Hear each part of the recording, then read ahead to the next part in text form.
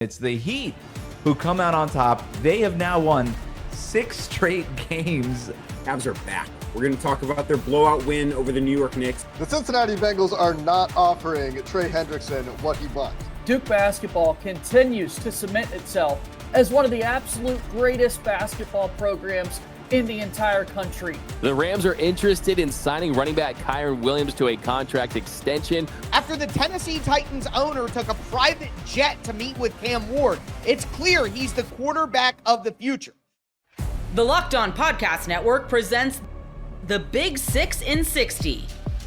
The 6 biggest national sports stories from the local experts of the Locked On Podcast Network. Get the real story, why it matters, what's next, who wins the big game, and more, all in 60 minutes. The Big 6 in 60 starts now with the biggest story in sports.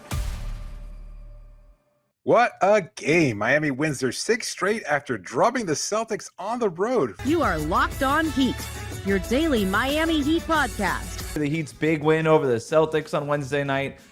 The Heat come in as winners of 5 in a row. The Celtics, they came in as winners of 9 in a row. And it's the Heat who come out on top. They have now won 6 straight games. And this one, surprisingly, pretty painless. The Heat went up by as many as 22. The Celtics made a little bit of a push, cut it to single digits at the end of the third quarter, back to within 4 points at the beginning of the fourth quarter. The Heat go back up by 15 midway through the fourth quarter. Celtics pull their starters with 5 minutes to go. I'm going to be honest, a little disappointed in Boston. That felt like the Celtics just rage quitting, like they were losing in Madden. I don't know what was going on there. I feel like I do also feel disappointed in that. It did feel a little insulting, but I think Joe Mazzulla, the head coach for the Celtics, recognizing that his players just didn't have it tonight. They didn't show the kind of intensity, the sense of urgency that he wants from them on a nightly basis, and they were struggling offensively. I don't know if it's due to injury or fatigue, or maybe they just don't respect Miami. And either way, he didn't want to keep them out there for what was likely to be a loss. If they were out there and they weren't able to keep Miami from going on that run to push their lead back up to double digits, maybe he does things a little differently. Maybe he recognizes that there's a potential for them to come back and maybe even win this game. But seeing that they didn't have it, I guess he just made a business decision. I don't know. It's kind of like being on the receiving end of a dunk there and going, you know what, I'll just step out of the way. I won't even bother committing the foul. It was lame. I'm going to call out Boston on their BS, man. That was lame. That was loser behavior. And I know that, the important thing is that you're healthy and blah, blah, blah, and you want to go to the playoffs. And I understand the Celtics really aren't playing for anything. They can't move down or up in the standings very realistically. But, this is – I don't want to do the whole Celtics thing, but this is sort of my problem with the Celtics anyway. It's like, well, our threes didn't go in, and therefore we lost. And I'm like, really? You're the defending champs. You're a team that is – I still think they're the favorites to win the finals on FanDuel. And it's like, so the threes don't go in and you don't have another way of winning? Like, that's the only way you know how to win a basketball game? Where Miami – I'm not sitting here telling you that they're a better basketball team than the Boston Celtics, but – they've won games in various ways. Like in this game, the three-point shooting, I thought was going to be a problem, early in this game where Boston missed 10 of their first 12 three-pointers in this one, and Miami really just wasn't getting them up. And I'm like, as soon as Boston starts making these threes, this is going to be a problem. And they did start making their threes, and they cut the lead to 4. And then Miami makes one other push, and Boston just throws their hands up, and they're like, guess we don't have it tonight. And I was like, it was just a 4-point game. What do you mean you don't have it tonight? Loser behavior, man, honestly. Like, they might go on and win the championship anyway, but still, I'm going to call a spade a spade. That's loser behavior. Enough about the Celtics, though. This is all about Miami. Let's celebrate Miami because they had a fantastic showing tonight. And I think they were the ones that kind of imposed their will. If anything, you're right. Maybe Boston shouldn't have responded the way they did, but that Miami went in there with a kind of confidence that comes off of a 5-game win streak. And we had talked about maybe that being a little bit of a mirage because they'd beaten some poor teams. Doesn't really matter, apparently. Can't say that anymore. Yeah. No, you beat Golden State by a wide margin. There's some emotion there. You go into Boston, and both teams fully rested. Should not have been as easy as it was, but Miami showing a complete effort. The defensive intensity, the offensive willingness, drawing fouls, a lot of players contributing to that win. And I think if not the best game of the season, because I still kind of hang my hat on either the Warriors win for what that represented or that early Cleveland win.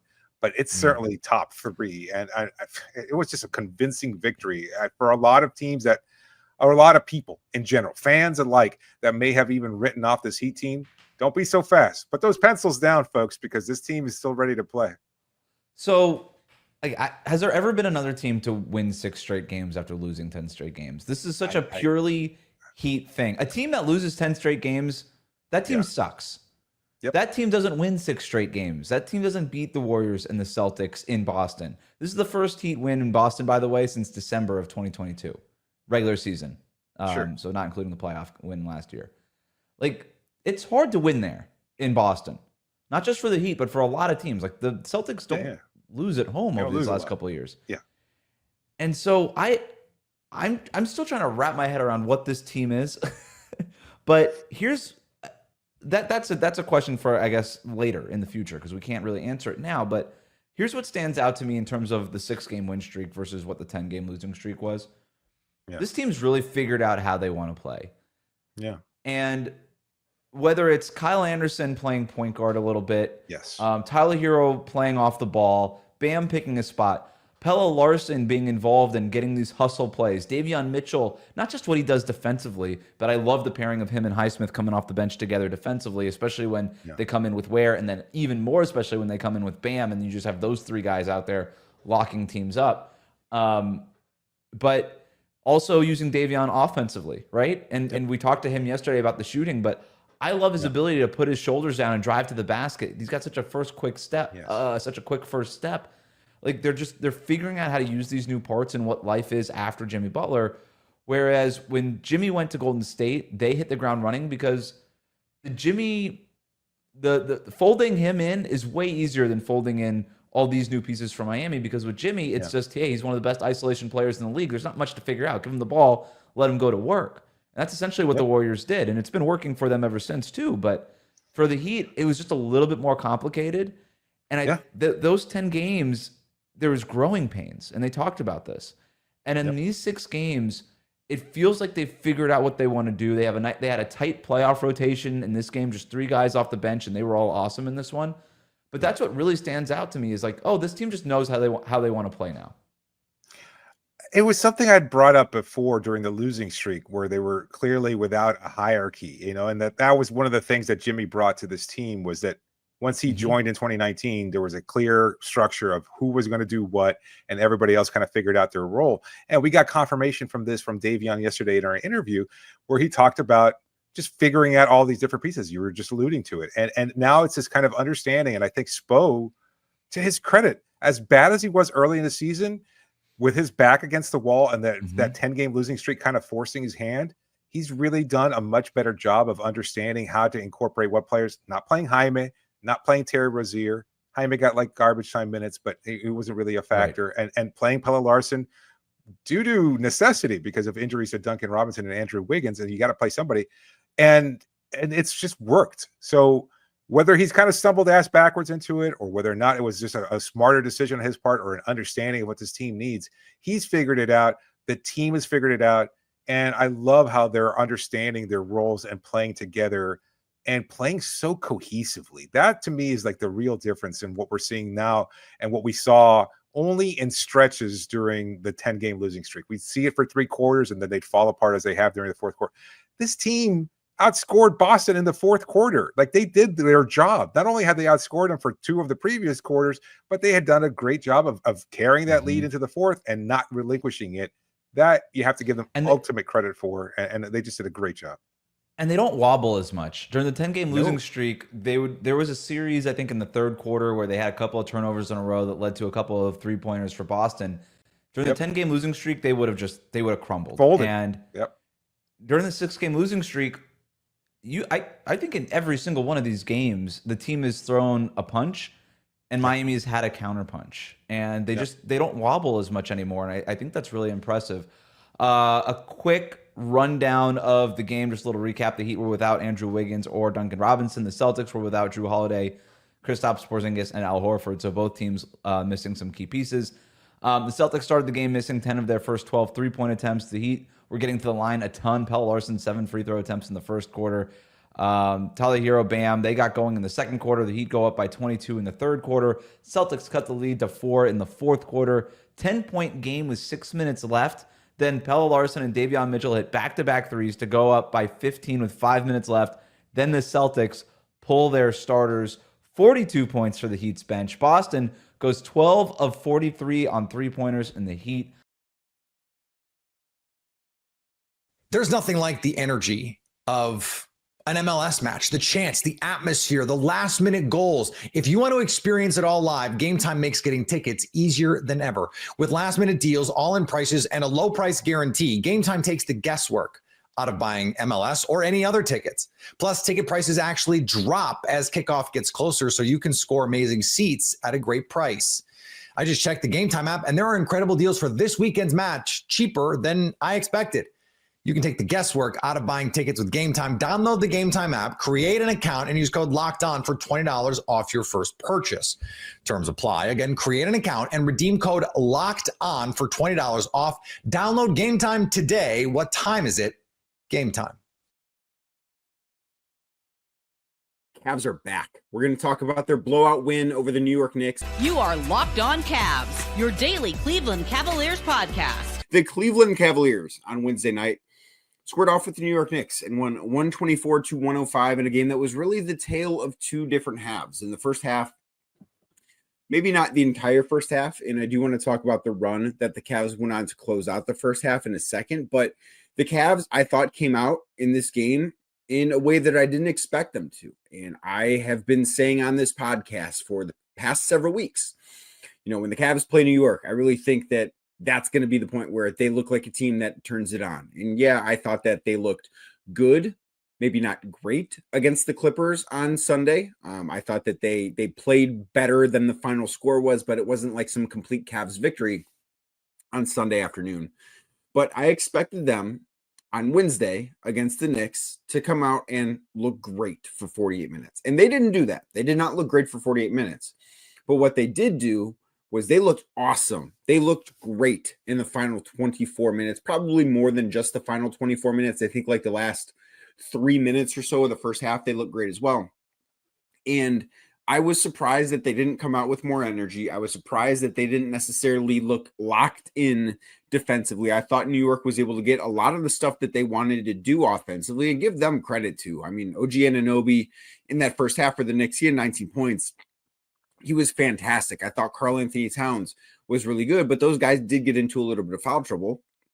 Give the Cavs credit for that. I mean, at least for OG's fouls. Karl, as somebody who once upon a time covered Karl when he was a member of the Wolves, Karl will pick up some really silly fouls, and I thought he did that in the first half of this game on Wednesday night. But the Cavs took advantage of that. They closed the first half on an 8-2 run, and that cut what was at one point a 15-point lead for the Knicks down to 7. And then the Cavs come out in the second half, and the Cavs looked like the Cavs again in the second half. I think that was probably, and it wasn't great. I thought it was really good, but they didn't hit shots the way that the Cavs hit shots offensively when they're really rolling at their best. They weren't that, but they played defense, I thought, spectacularly in the second half. They held the Knicks, I believe it was, to 45 points in the entire second half. And, you know, some of those came in garbage time at the end. Like when the starters checked out, it was a bigger deficit than what the final score actually was.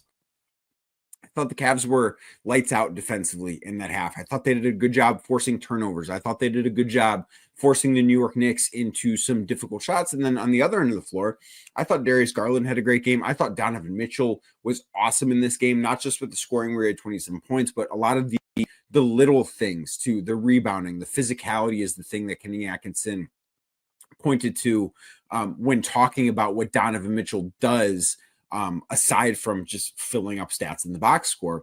And I thought all of that was on display, particularly in the second half. And both Donovan and Darius spent time on DeLon Wright, who is playing point guard right now. And yes, the Knicks are without Jalen Brunson, and that takes a little bit of the shine off this win. But I think this is just so much more about how the Cavs played rather than the opponent they played against. Like, I think if they would have done this against a playoff team in either conference that you would kind of feel the same way, because it's not about the opponent.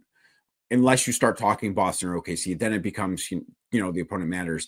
But I think everybody else that's just in the playoff picture in either conference, it's more about who the Cavs are and less about who they're playing. And I thought that's what the second half was. So Darius and Donovan, it gets back to that point. They spent time defending DeLon Wright during this game, and they were picking up DeLon for 94 feet. They made life difficult. It started with them. They made life difficult on New York's offense, and that was a really important thing, because in the first half, the Knicks were able to get to a lot of the spots they're comfortable with. And yeah, some of what the Knicks did in the first half was a little bit shooting above their heads. Like they shot the ball well from beyond the arc. They were 10 of 21 at halftime. OG Anunoby was 5 of 6 from deep. Josh Hart hit a couple of threes, but that was something that I don't think was ever going to keep up. But the Cavs still needed to play with a better physicality. Kenny Atkinson, one of the things that he pointed at that he did not like in the first half was the lack of off-ball physicality, kind of giving the Knicks that freedom of movement that good defenses really do a good job of restricting. And I do think that the Cavs can do a better job of that. Certainly didn't do a great job of that in the last month. But in the second half, I thought, did everything defensively well. There was Jared Allen's block on Karl Anthony Towns. I thought Evan Mobley had some really nice moments. I thought the Cavs did a really good job of just about everything in the second half. They looked like the Cavs again. And I don't think that this is some coincidence. And the reason why I have been pointing at this particular game as sort of the benchmark, or not a statement game, because the Cavs are, I just think, they're a much better team than the Knicks. They're in a different place than the Knicks. The Cavs are a championship contender, and I do not believe the New York Knicks are. I just don't see the Knicks have not beaten them. They've not beaten Boston, and the games have all kind of looked like this. Maybe that first one in New York earlier in the season didn't look like this. Maybe the next one next week in New York won't look like this, because I just don't see how that game is going to matter for the Cavaliers. So I don't view them as some championship contender, but they're still a good team, even without Jalen Brunson. They've done a good job of keeping their head above water, but I haven't viewed this as a statement game because of that. Because as I've said, this is not about the opponent. It's about the Cavs. And the Cavs had not been playing Cavs basketball for a little while now. And I think a lot of that, more than they've probably let on, has to do with what the schedule has been, has to do with what the rest situation has been, has to do with the fact that they haven't practiced lately. The fact that Tuesday's practice was the first practice they had at home since February 9th. All those things matter. So I did, and I have expected this for weeks. Now, I expected the Cavs to look the way they did in the second half for a full 48 minutes. And maybe part of it was they've been in such a rhythm of playing every other day, or, back-to-back days, that they took a little while to knock rust off, I guess. And maybe that is something, if you do want to find a thing to nitpick and say, oh man, well, when they play in the playoffs, they're going to have a week off between games. They could be rusty in that game one matchup. Sure, like that's possible. I don't know. But they were rested, and they got back to doing the things that make them great, even if they didn't do all of them, because they didn't shoot the ball at the same level that they've shot the ball when they're really clicking on all cylinders. They were just 12 of 37 from three, but they did all the other things. Donovan Mitchell was awesome. Evan Mobley, I thought, had a strong second half. It wasn't necessarily his best game, but I thought he was good in the second half. Darius Garland, I thought, looked like Darius Garland again, even if he didn't shoot the ball well from the outside. Jared Allen, awesome. Again, I think that of the guys that having a couple of days off benefited, he was probably near the top of it. I thought DeAndre Hunter was really good. We're going to talk about him in a second, and playing with the starting five, because I think that is an important thing that we did see a little bit of, and that was a big deal in this game. So we will get to that in a second too. Isaac Okoro looks really good. Like the Cavs just looked like a team that was refocused, refreshed, ready to go. And this is what I expected this night to be for the last several weeks, because you look at the schedule and it's a lot of time away from home. It's a lot of games in a short time span. And this was the end of it. This is why the team wants to be playing their best basketball at the right time. There's no debating that. But the right time for every team is a little bit different. I don't think it was super important that the Cavs played their best basketball in March. I think it's super important they played their best basketball in May. Like when you say peaking at the right time, that's not March for a championship caliber team. Now, if you're a team that is fighting for playoff positioning, which the Cavs have not been doing for a while, or fighting to make it into the playoffs, which obviously has not even been a thought this year, March matters a lot. If you're a team like the Cavs, where your one and only goal at this point is to win a championship, and you are positioned to give yourself a chance to do so, I don't want to say March basketball doesn't matter, but it doesn't matter nearly as much to you as it might other teams. And when that is added in with what the schedule was, I think that there was always going to be some slippage from this team in that month. But to see them come out and maybe not play the best first 21 minutes, I think that's fair to say. But the final 25 minutes for them, the final 27 minutes for them, there we go. That's math. So much better. Like they looked like a dominant team against a really good team in New York. Again, I don't think the Knicks are championship contenders, but they're still a really good team, even without Jalen Brunson. Karl Anthony Towns has been awesome. OG Anunoby has been playing spectacular basketball lately while Brunson's been hurt. That's how the Knicks have kind of stayed above water and kept themselves in that number 3 position in the Eastern Conference.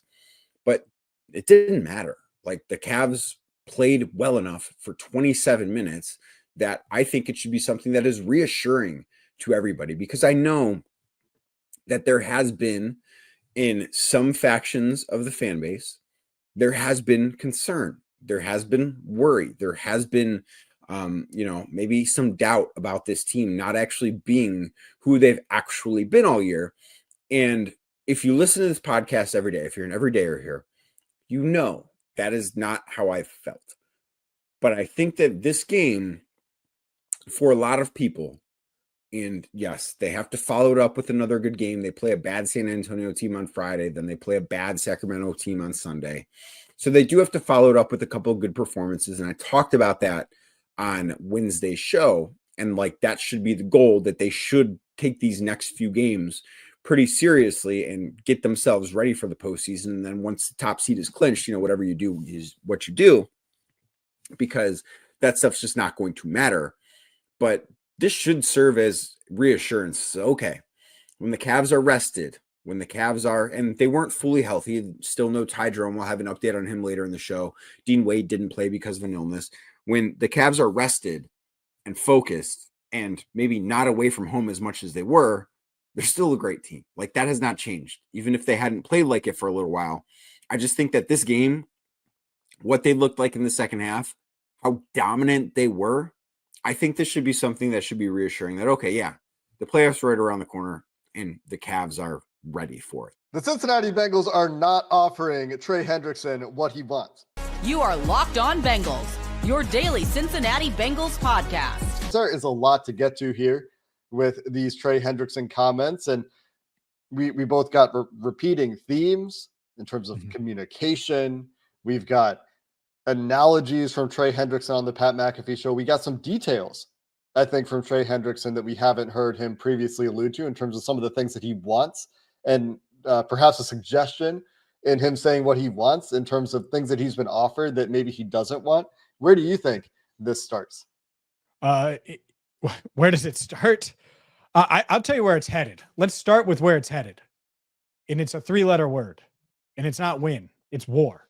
It's going to be a war now.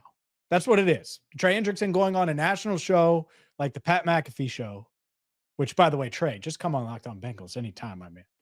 It's to go there in like 16 hours after that quote, maybe 18 hours after that quote came out from Katie, which I'm going to read in just a second. That rubbed a lot of people the wrong way, and we'll share thoughts on that quote in a bit.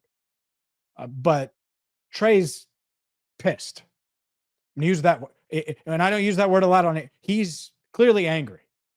And angry, yeah, he's smiling on the McAfee show, but mad because when quotes like this roll out, he should be happy at certain rates that maybe he doesn't think he should be happy at. Some of it is on him to be happy at some point. And if he's not, that's what holds it up sometimes. It takes him to say yes to something, We have all the respect in the world for him. He's been a great player. We're happy to have him. And so maybe we'll find a way to get something to work. we're just going to see where it goes. And so that's the quote. And on the surface, that doesn't seem too crazy, at least to me. But when you have the communication issues, when I think the Bengals and Trey are universes apart in how they're looking at his value and what he wants versus what they're offering. And I think that's fair to say. I don't know the exact numbers. I'll go out on a limb, Jake, and say they're not offering him $33 million per.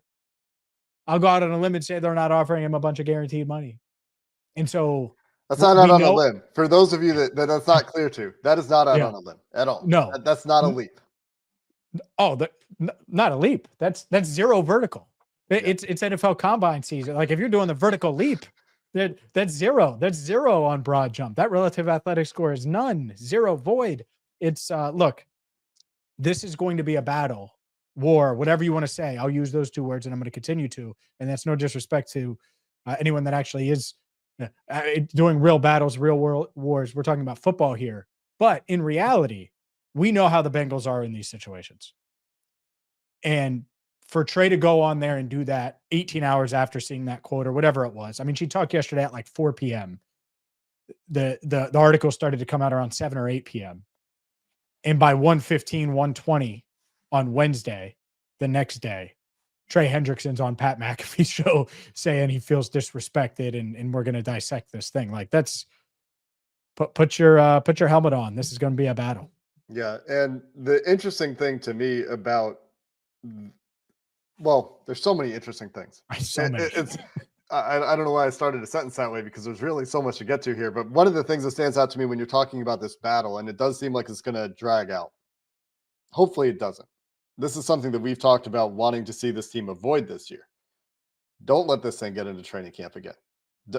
Don't repeat the distractions from last year where your entire team is now watching one of the best players on the team in a contract dispute when they're trying to get ready for a football season, not participating in training camp. And Trey brings up the point. Trey was very sneaky about this. He's sneaking his negotiating points in there, right? Like Sam Hubbard's not there anymore. And now you want to have a defensive line room where you don't have Trey Hendrickson in training camp either. You have a bunch of young guys or guys on prove-it deals, 1-year deals for Cam Sample and Joseph Osai and rookie deals. And that's your edge rusher room in training camp without Trey Hendrickson. And it's a hell of a point, isn't it? I mean, he's bringing up some good points. And he made and we'll talk about some of these others because he has the good real estate analogy. He's talking about the other contracts that are going on, the quote that he was asked about directly and his reaction to the quote, some words about respect and action versus words.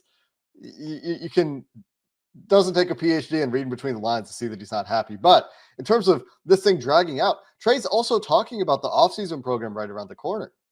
And he wants to participate.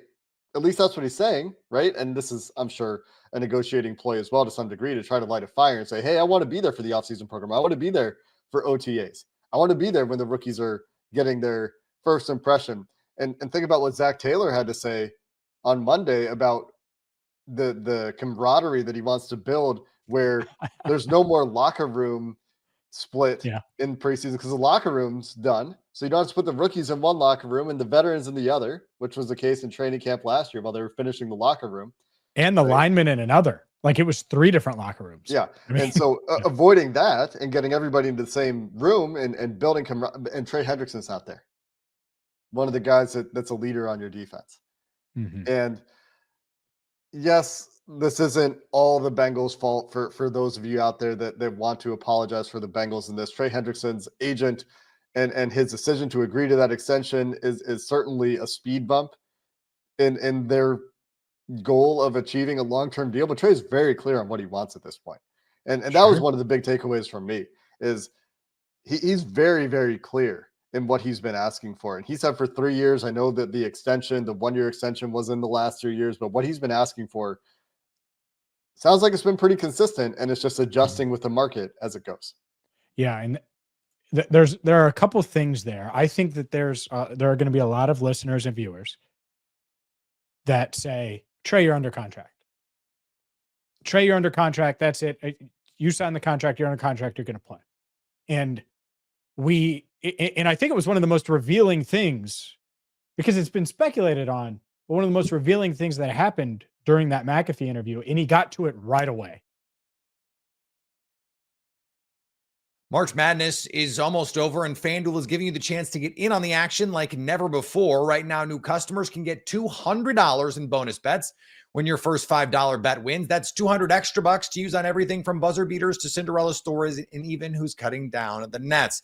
The FanDuel app is simple to use, and when I win, I get paid instantly. No waiting around. Check out some NBA games while you're at it. The Pistons have a tough Western Conference matchup with the Thunder. FanDuel has the Thunder favored by 15. Visit FanDuel.com and get in on all the hoops action. Duke basketball continues to cement itself as one of the absolute greatest basketball programs in the entire country. You are Locked On Blue Devils, your daily podcast on the Duke Blue Devils. Part of the Locked On Podcast Network, your team every day. When you look at this Duke team going into the Final Four matchup with Houston, I want to start, though, with the 20-point Elite Eight win over Alabama. I think toughness prevailed in that meeting, even. When you look at a team that's coming off setting an NCAA tournament record, everyone is talking about the upset potential that they've got because of the great equalizer and the three-point shot and how many of them they're going to take and the tempo. And Nate Oates is just this next-level coach. All of this noise out there, and yet the tougher team was able to limit an Alabama squad to just 8 3-point makes on 25% shooting from the outside, plus 11 in the rebounding battle, and won by 20, Brian. Against a very, very seasoned, well-coached, tough, old Alabama squad. And that's what you like about this Duke team, that, they may be young, but they don't play young. They play like, a bunch of grizzled veterans out there, and they're not afraid to beat the moment. They weren't afraid of Alabama, who, they made Alabama look real pedestrian, but that's a good team. They're, obviously every team has their weaknesses. Duke was able to exploit Alabama's weakness, which is in terms of size in some areas, but that they made that look very easy. And it really wasn't, that's not a bad team that they beat. That's a team that's competed against Houston and I think won. That's a team that played Auburn. That's an SEC team that's built on toughness. Yeah. But yet Duke was able to out-tough them. So that says a lot. Yeah, Alabama split those meetings with Auburn. They played it really before. I mean, they've been tested throughout the course of the season. And here we are. It's an Alabama team that's no longer in the tournament, and Duke, the tougher team on the Elite Eight matchup, is the one that's moving on to the Final Four. I think a lot of it, too, is, you mentioned the youth of this team playing much older than they actually are, not being afraid of the moment and that sort of thing. But they certainly benefit from having Tyrese Proctor in the locker room, the likes of Sion James and Malik Brown, although someone like Sion James, it's funny, he's never played in an NCAA tournament game before arriving in Duke. And then Mason Gillis, who his minutes aren't always there. There are several games in this tournament run where he's had fewer than 10, 12 minutes in a matchup like this. And yet every single huddle, every single timeout, he's one of the very first guys out there on the floor and trying to coach up his teammates. I absolutely love it, Brian. You love a guy that is willing to sacrifice. He could have gone to any other team and been a starter, for a lot of teams. But he saw the potential, he saw his role, he saw the fit, and he saw the possibility of getting to right where he is right now. And he sacrificed a lot to get there, and that's what you love about Mason Gillis. So looking at the screen here, we've got teams this season. There are 3 of them in the Final Four. That everybody on their roster does not have a Final Four appearance with the current school that they're at. However, 3 of the teams have a player who's been there previously. Duke has Mason Gillis, who participated in the Final Four with Purdue. Florida has Elijah Martin, who was a part of the FAU Florida Atlantic run from a couple of seasons ago. Then you've got LJ Cryer, who's going to be a big matchup for Duke. For Houston, who won a national championship with Baylor. Now he's going to be taking the floor for Houston in this matchup against Duke. So a couple of different teams here that are going to be able to rely on these guys. And when you look at a player like Elijah Martin and LJ Cryer, they carry big workloads for the squad that they're on. Without a doubt. I mean, there's obviously many ways to affect a team. One is obviously being a scorer, a defender. But in, Gillis's, in his, particular mode, he is a guy that is a talker. He's a guy that is a connector for Duke. He's a guy that can hit the open shot. He's a guy that comes in and provides a level of toughness when Duke needs it. And, sometimes those are the ones that actually end up being more important because they, obviously Duke has guys, to share the load offensively. They have guys to share the load defensively. By adding this extra layer of toughness, this was a wonderful pickup by Shire to really advance this team to another level. And I've been talking this week, looking at the Houston matchup in particular. I think there's a big opportunity. Connor O'Neill from Devils Illustrated made the point on yesterday's show. This feels like it could be a Mason Gillis game, like an X-Factor Mason Gillis style game because of the size of Houston. They're not running out these big 7-footers. And a lot of their kind of four men, when you look at Tugler and Roberts on the inside, 6'8", 6'9", a perfect matchup for someone like Gillis off the bench. Oh, without a doubt. It's going to help Duke in terms of keeping their bigs out of trouble, possibly, putting Mason in at the 5, perhaps at the 4, perhaps. So, this is definitely a game where he can, draw those guys out of the middle and provide lanes for, Kahn, Cooper, Proctor, whoever to drive to the basket. So, yeah, this could definitely be, and obviously, he can bring rebounding and toughness as well. Give me something else that jumps out to you about this Houston team in particular as we get set for Saturday's Final Four game. Obviously their defense. They are the number one defensive team in the country for a reason. They are tough. They board. They jump on loose balls like, it's they're hungry in their biscuits. These guys really go at it. And so, Duke's going to have to utilize what they do best, using their size, their length to bother these guys.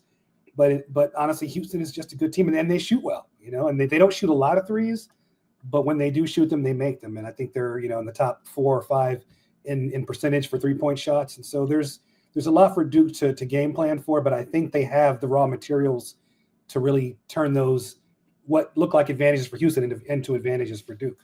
I'm ready to see how we match up with them, with their defense, to see the different looks that we've got, to see how quickly Duke wants to play pace-wise. This is a Houston team that hasn't given up 80 points the entire season, right? They've only been beaten once in regulation, and that was against Auburn in one of the very first games of the year. So this is a team that really takes pride on the defensive end of the floor. Having said that, Duke has scored at least 85 in every single March Madness game that they've played thus far. Like, our offense is at a totally different level than anybody else that Houston has been at.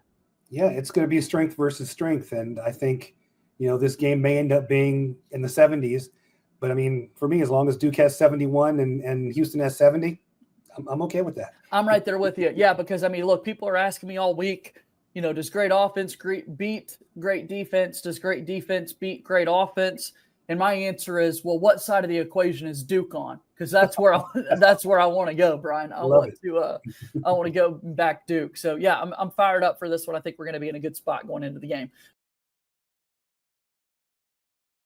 There's nothing like the energy of an MLS match, the chance, the atmosphere, the last minute goals. If you want to experience it all live, Gametime makes getting tickets easier than ever. With last minute deals, all in prices, and a low price guarantee, Gametime takes the guesswork out of buying MLS or any other tickets. Plus, ticket prices actually drop as kickoff gets closer, so you can score amazing seats at a great price. I just checked the Gametime app, and there are incredible deals for this weekend's match, cheaper than I expected. You can take the guesswork out of buying tickets with Gametime. Download the Gametime app, create an account, and use code LOCKEDON for $20 off your first purchase. Terms apply. Again, create an account and redeem code LOCKEDON for $20 off. Download Gametime today. What time is it? Gametime. The Rams are interested in signing running back Kyron Williams to a contract extension. You are Locked On Rams, your daily Los Angeles Rams podcast. The Ram general manager, Les Snead, he made some comments about Kyron Williams, and he said, quote, that he wants to engineer a long-term partnership with Williams, who is entering the last year of his rookie deal. The Rams took him in the 5th round in 2022. And he dealt injuries early on in his career, had a breakout year last season, leading the NFL with a 95.3 yards per game. And I think when you look at Kyron Williams, this is clearly a guy that brings an edge. He brings consistency to this position. He's probably going to be looking for a deal around $14 million per year, something in that ballpark. He hasn't had a long stretch of year-by-year consistency, and he has dealt with injuries. Really, you're looking at basically one full season. I mean, when you look at the injuries that he had last year, stuff he's dealt with, you're looking at one full season. He's had 2,443 yards, 14 touchdowns. That's top 3 in running backs in that stretch. But, yeah, it's going to be interesting to see if they're going to extend him and what kind of contract they're going to want to give him. Because I don't think you're going to ever see a Todd Gurley-like contract again. And you did draft Blake Corum, but I do think they want him around. I just think that they want it at a sensible, realistic price. Yeah, I think there's a lot in there, D-Mac. You know, you mentioned Todd Gurley a second ago, and they did pay Todd Gurley, but Todd Gurley deserved to be paid. Todd Gurley was an MVP-level football player in the NFL. Todd Gurley was, you know, maybe the best running back for a short period of time in the league. So you got to pay special prices. And I didn't have a huge problem with what they did with Gurley. I understand that it didn't work out ultimately in the long run, but that's okay. Kyren Williams isn't that, you know, and this is where it gets tough. And this is where it gets, you know, pretty cold-blooded and calculated. And you need to be a little methodical in this. He doesn't play a lot. When he plays, he's really, really good, but he's had trouble staying on the field. And I think that has to be factored in to the consideration. You mentioned that they drafted Blake Corum. I don't know if Blake Corum is as good as Kyren Williams. We haven't seen him enough to offer that opinion, but he might be. You know, if you have a running back that is elite, then I think you're going to have to pay elite prices. If you got a Saquon Barkley or Christian McCaffrey or Derrick Henry, then sure, you got to go out there and do this thing. I don't think he's one of those guys. I think that could you get somebody that maybe isn't quite as good if you moved on? Yeah, maybe. But is it 80% of the production at 20% of the price? Then I think that's a win for you. I think that's the math that you have to figure out with what you're doing there. In a perfect world, you'd love to keep him because he's really good. But I think the decision that the Rams have to make is, do you keep him at a high price or at a premium price? If there's a price that the Rams are comfortable with, then great, keep him. He's a good football player. He's a smart football player. Let's hold on to the ball a little bit more, maybe moving forward. But it's not like I'm trying to shove the guy out the door. But if he digs his heels in and says, I need X amount of dollars to do it, no. This is an easy no for me unless I get what I want on the ownership side. That if it's Matthew Stafford, you're going to have to give a little bit. If it's an elite player like, Aaron Donald or Jalen Ramsey or some of these guys that we've seen come through here over the years, you're going to have to pay those guys because those guys are special guys. Kyren Williams has not demonstrated that he is at that level quite yet. So if he wants to make it sticky, he can. But if I were the Rams, I'd hold fast on whatever price in their mind is a good price. That's the price I'd insist on paying, or I'd move on. Yeah, as you point out, they're going to have very different valuations of themselves and who Kyren Williams is, because the efficiency did go down last season. I mean, that was really what stood out in 2024 was those 95.3 yards per game. The efficiency, the success rate dropped in 2024 as well. He still finished with the 7th most rushing yards at 1,299, the 5th most rushing touchdowns in the league at 14. In the last 2 seasons, like I said, almost 25 yards and 14 touchdowns, and did get the Pro Bowl. That boosted his salary up to $5.35 million. But yeah, I think it's kind of okay. Is this Kyren Williams or is this our system? Is this Kyren Williams or is this our offensive line and our schemes? And how easy is it to find another Kyren Williams? I think it's impossible to find another Saquon Barkley, right? There's one Saquon Barkley in the world. There might be a couple of Kyren Williams, but I do think that he's valuable to this team for sure. I think that he fits what this team does as far as just transitioning to the gap duo scheme, a little more physical. So I love me some Kyren Williams, but it's one thing to put your GM cap on and then put your player that wants to get the most money cap on, and you kind of have to find a in between there. I don't think that Kyren Williams is doing anything wrong asking for as much money as he can. Yeah. If I were Kyren Williams, I'd be doing the exact same thing. But if I'm Les Snead, Sean McVay, Tony Pastors, Kevin Demoff, the guys that are making these decisions, look, they found him in the 5th round. They've been really good at finding players at value. The reason that they can pay some other guys what they pay them is because they're really good at managing some of this other stuff later on. I would not, this is not a gotta have it. This is, I'd like to have it, but I don't gotta have it. Talk a little more about a signing that came as a little more of a surprise than even Devontae Adams this offseason, as the Rams bringing back Tutu Atwell on a 1-year deal worth $10 million, fully guaranteed. Now, Tutu did have his best individual season as a Ram last year, 42 catches, 562 yards. Those were both career highs half his yards coming during the weeks that Kupp and Nacua were hurt, but still he's dynamic. He brings some speed. He brings that element. And Sean McVay talked about why the Rams decided to bring him back. He said, I think when you look at his body of work, when he's been able to play, especially in some of the times that he was playing when Cooper was on the IR, there was a lot of production. And if you project that over the course of 17 games, you just watch what he was able to do. He's maturing as a young man. I love the person, getting to know him. I think he's only getting better. He's 24 years old. I thought he really improved his route detail. For a smaller guy, he's got good catch radius. So I think the big takeaway there is you look at him projecting that over 17 games. Clearly, the move right now is to try to get him more involved in this Rams offense. Yeah, look, if Sean McVay likes it, I love it. I will defer to Sean McVay on these things. If he's telling me that he's getting better at these things, then I will take that at Sean McVay's word. He would know better than I would. Sean McVay would know better than anyone. I'm just going to turn this into a question. Would you rather have DeMarcus Robinson or Tutu Atwell play 17 games for you next year? And to me, it's a no-brainer. To me, I would take DeMarcus Robinson 100 times out of 100, because how many times did you and I come in here on Monday morning, or did I go on the Rams postgame show on Sunday evening, Sunday afternoon, and talk about, wow, DeMarcus Robinson really had a day today with the Rams. DeMarcus Robinson got in the end zone. He caught a game-winning pass. He made some big plays, picked up some big first downs. It was maybe not every single week, but it was 4, 5, 6 times a season where we would have that conversation.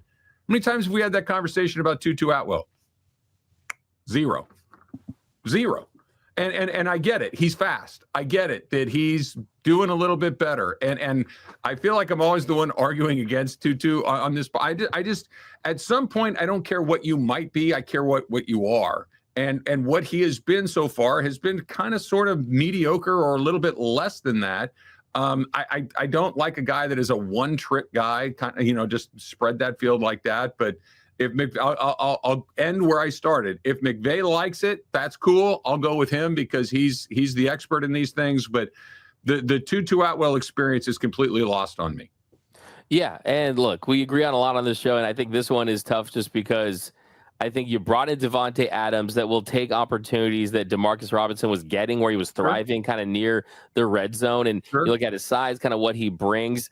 I think that if you want a more dynamic offense, and as you said, Tutu has to prove it throughout the course of an entire season, but he does bring that element of speed. When you look at his rate stats, when he has gotten opportunities, he has made the most of those.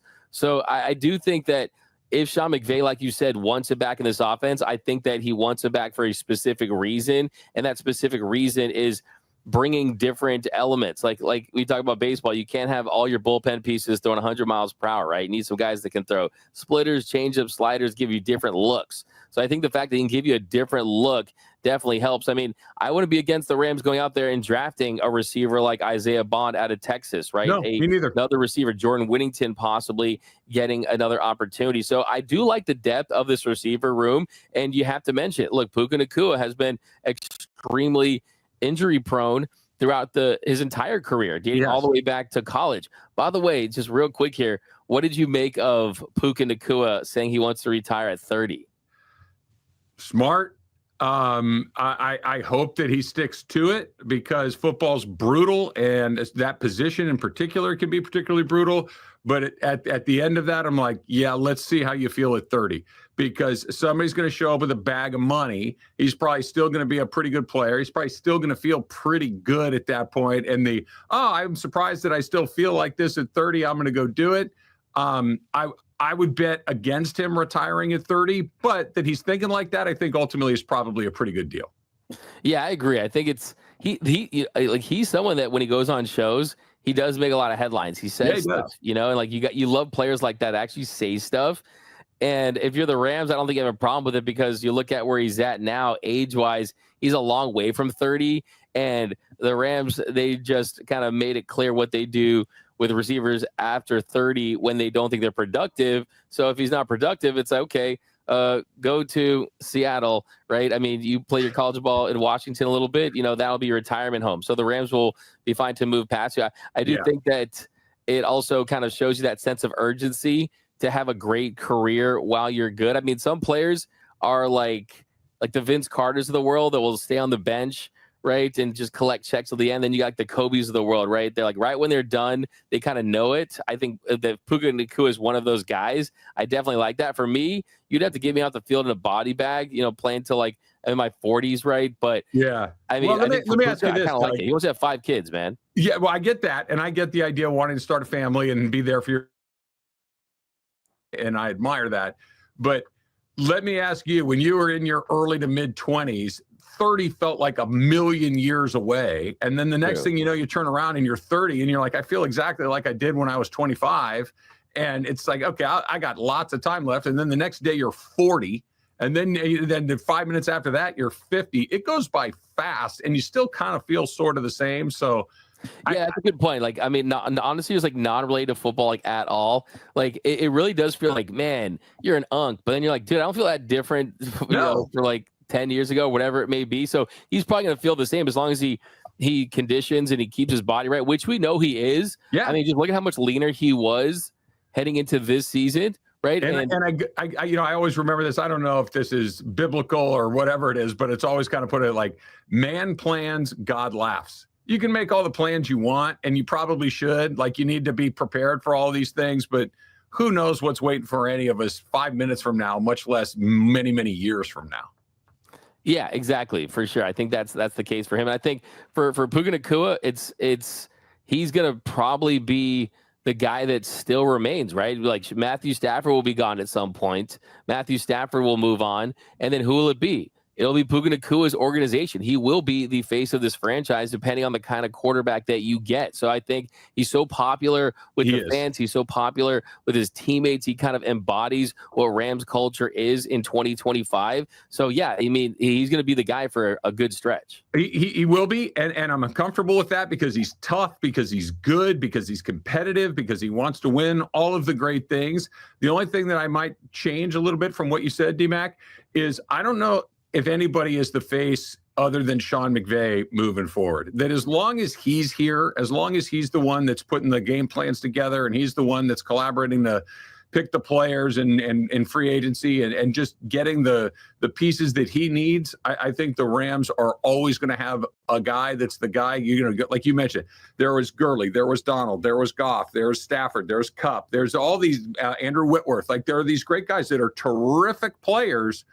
But the one consistent through this success, the only person that's been here through all of that is Sean McVay. And as long as he's still here, I think everything else kind of slots in right behind that. The players obviously wildly important, but nothing, all the professional sports, the one where the coach has the greatest impact is in the NFL, and they got one of the best. If they keep him around and keep him happy and he doesn't burn himself out and go to TV or whatever, we're going to be having good Locked On Rams segments and years for a while, as long as that guy's a part of it.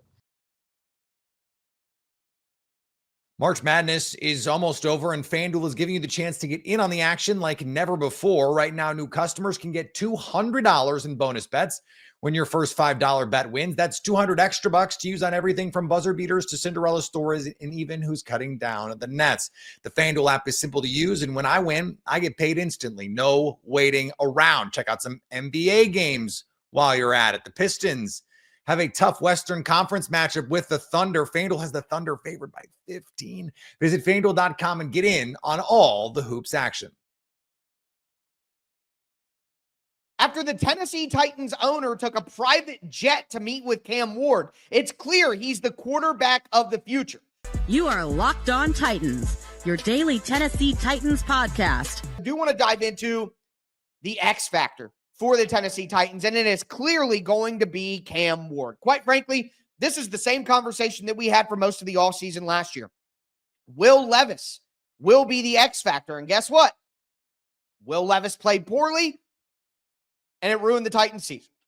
So, indeed, Will Levis was the X factor. And now Cam Ward is going to be the X factor. If Cam Ward comes out and has a poor rookie season, the Titans are probably not going to be a very good team. Brian Callahan's probably going to get fired. If Cam Ward comes out and has a pretty good season for a rookie, then the Tennessee Titans will likely be a pretty decent team. I'm thinking if Cam Ward does not have a good year, the Titans win about 3 to 5 games. If Cam Ward does have a good year, Titans will probably win 6 to 8 games. I would imagine. I think that's absolutely possible with a good performance from Cam Ward. So his performance at quarterback and how the Titans support him is going to be the X factor for the entire season. We are back in the same exact boat that we were in last year, where what happens with Cam Ward this year is all that matters. And I know some of you are saying right now, Tyler, you keep saying Cam Ward, talking about Cam Ward. You don't know that he's going to be the pick yet. They could still stop. I've said it for weeks now. If you didn't believe me then maybe you'll believe me now when I tell you that Adam Schefter from ESPN mentioned that the Tennessee Titans owner, Amy Adams Strunk, went to Miami's pro day to meet with Cam Ward. Easton Freeze from A to Z Sports also reported that Amy Adams Strunk took the visit there, met with Cam Ward, the private jet, all of that. Easton said in his recent article, quote, then for his private workout, every team official returned with one very notable addition. Controlling owner Amy Adams Strunk. She went down to meet the player she plans to soon root for as the face of the franchise. NFL owners don't typically make it a habit of meeting with prospects ahead of the draft unless they expect to take them. Her trip and introduction to Cam went very well. So Schefter, a national reporter, is reporting that the Titans owner went and met with Cam Ward at the private workout. Easton Freeze, a local reporter, is reporting that Amy Adams Strunk flew down to meet with Cam Ward. And I had someone point out to me that the Cleveland Browns owner, Jimmy Haslam, met with Sam Darnold before that draft, where they ultimately picked Baker Mayfield. Okay, great. But what I would also mention here, and it's something that my guy on Twitter, the Russ, said, this is particularly notable in Amy Adams Strunk case because she is not a hands-on owner compared to guys like Jimmy Haslam or Jerry Jones. If she's making the trip, there's a significant purpose behind it. And that is the best way to put it. Fully agree with that. Amy Adams Strunk is not the type of owner that wants to interfere and meddle in all this stuff, guys. That's just not what she wants to do. She doesn't want to have to do that. She wants the football people to handle the football stuff. If she is getting on her private jet and flying down to Miami to meet Cam Ward personally, they're taking Cam Ward, guys. They're taking Cam Ward. Not only that, but Shedeur Sanders' private workout is on Monday. Shedeur Sanders' pro day is on Friday. Brian Callahan, Chad Brinker, not even going to the pro day. Amy Adams Strunk is not going to make a visit with Shedeur Sanders. Easton Freeze confirmed that earlier. He retweeted my tweet and said no. So I don't know what other information you would need to feel confident that the Titans are picking Cam Ward, or what information you would need to understand that that's what's happening. But that is 100% where we're at. And I would further double down for you and say that Brian Callahan spoke with Kevin Clark, I believe, who works for The Ringer. No, he works for ESPN now. Kevin Clark. And Brian Callahan said that he went back and watched his interviews with rookie Joe Burrow, like during the draft process. And he said it was a reminder for him of how they approached Joe Burrow's rookie year, the game plans that they set up for him, how much information they gave him, how they operated, how they taught the offense to him, what order, what pace. He said he went back and looked at all that stuff to remind himself what they did. Why would he do that? Because they're taking a quarterback number one overall, just like the Bengals did Joe Burrow, and he needs to refresh himself on what the plan was that they went through with rookie Joe Burrow so that he can use that plan for rookie Cam Ward. Guys, we can talk about the words that we hear from the Titans all we want, but the actions, more than anything, clearly tell us that the Tennessee Titans are taking Cam Ward. And Cam Ward is the X factor going into next year. Now, some other players that I think are going to be critical. Which player for the Titans is in a make or break season? There were a few options that I could have gone with, but I went with Peter Skoronski. So look, Pete played well last year. He was one of the best pass blocking guards in the NFL. But I wouldn't say that Peter Skoronski played to a level where I would say, oh, he's going to be an all-pro next year. He was just good. He was a good guard. And the thing is, when you take a guard number 11 overall, you expect better than just good. Like right now, I don't think the Titans would re-sign Peter Skoronski after his rookie deal based on what he's done so far. I think you could get the level of play that you're getting from Peter Skoronski with a mid-round rookie, or you could sign a veteran who's a solid player. Like Kevin Zeitler was a better player last year than Peter Skoronski. So rather than pay Peter Skoronski $15 million a year like Will Fries just got, or Freeze, whatever his name is, rather than pay that sort of level of money to a guard, which is what Peter Skoronski would likely want to command, you'd be better off getting another Kevin Zeitler. You know what I mean? So to me, it's not make or break for, is Peter Skoronski going to be a starter in the NFL? Is Peter Skoronski a good player? It's make or break of, is Peter Skoronski going to be worth the first round pick the Titans spent on? Right now, I don't think you can say definitively that's a yes. He was worth it. So to me, this third season, the Titans are going to have a better offensive line around him. He's going to be in his third year. He's had the opportunity to build strength. He's had the opportunity to get accustomed to playing guard. This is a make or break year for whether Peter Skoronski is going to be a difference-making offensive lineman or not. Right now, he is not. He's good, but he's not first round, 11th pick, top 5 guard in the NFL like we were hoping. So to me, this is a make or break season for Peter Skoronski, and whether he's just going to be a good starting player or whether he's going to be a blue chip guard in the NFL. It's time to show it right now. And the Titans are going to have to make a decision on his 5th-year option soon. So it's time to step up. It's time to make it happen.